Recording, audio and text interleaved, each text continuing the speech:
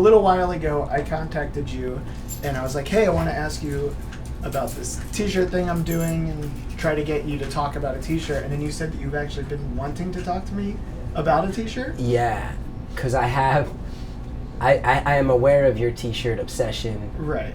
And I've seen there's a video. Yeah, it's like a little like documentary kind with you with tons of cubby holes and stuff. Yeah. So I actually have owned a t-shirt for at least 22 years. That was my favorite shirt for a long time, and now it's beat to hell. I can't wear it, but it's a mystery to me.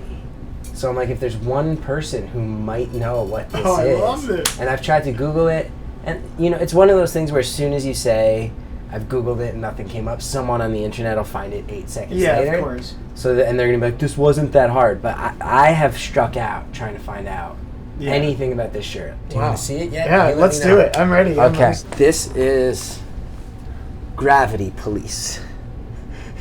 As you can see, it has a weird I can tell mystery you man already, in a shirt, fire hydrant, and then it says underneath, "It's the law, don't defy it." You know what this is already, Thing? I mean, what I would assume, honestly, is just that some nerd thought this was like a funny, clever joke about gravity. And he was right, if that's the case. You I like mean, it? it's very. This Oh jumps yeah, out I to you? think it's. If I would have saw this, I'd be like, "Oh my god, this shirt is awesome." I have to say, I have noticed that you're speaking a little faster, and your body language has changed.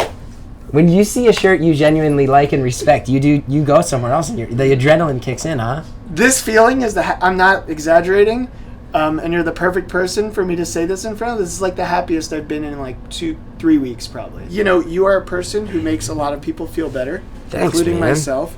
And so when I hear a story or a tale of a t-shirt that brings you back to a certain moment, and you still you've been wearing it or have worn it for so many years, and have decided, I can't throw this out, I can't get rid of it.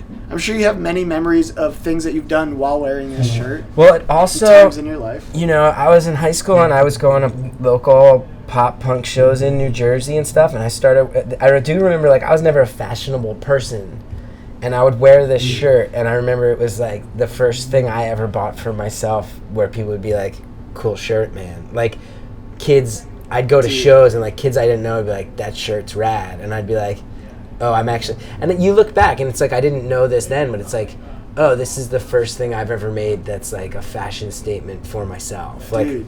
You know what I mean? Okay, let me ask you this, and you probably have a skewed opinion on this because of your obsession, but like, I don't think I'm ever gonna wear this shirt again in my life. That's okay. I don't know how to reconcile that exactly. Is that worth keeping? Where has it been? It's been in storage? Yeah, I probably wore it I probably haven't worn it in 10 years, and I just always bring it with me because it makes me feel like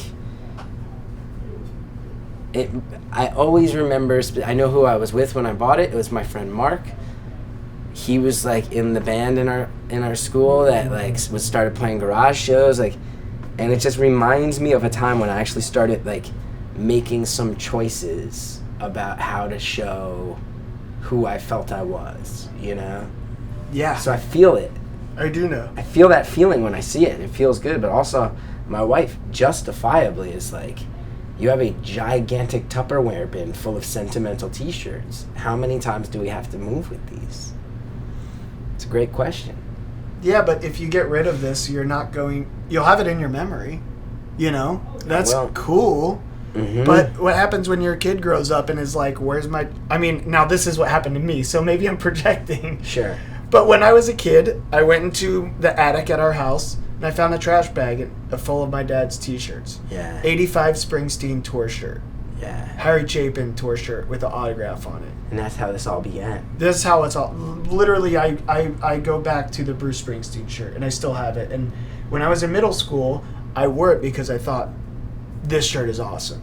Yeah. My friends don't like Bruce Springsteen at that time period. Why would my friends think Bruce Springsteen is cool? It's old people music. Yeah. But I thought, this is cool. I'm wearing a band shirt, Yeah. And that's going to tell you about who I am. And I like remembering who I was when I wore this. Yeah. I like it. I remember very much being a person who was feeling less scared and more excited to discover new things. And that's what this shirt really reminds me of. It's also, I like this, that the type, like, that those letters are too far apart.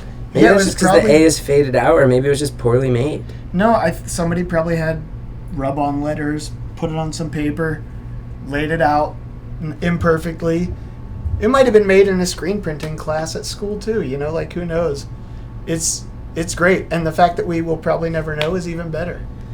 Well, if someone knows, I hope they do reveal the mystery to me, because I've always been at least mildly curious. Right. I'm not saying you're going to like change my life or release me from some sort of lifelong burden I've been bearing, but I'd love to just go like, oh cool, your cousin was a weirdo and he thought it was funny. Great, cool, thanks for letting me know. Gravity police, it's the law. Don't defy it. That's my favorite part. Yeah. Don't defy it.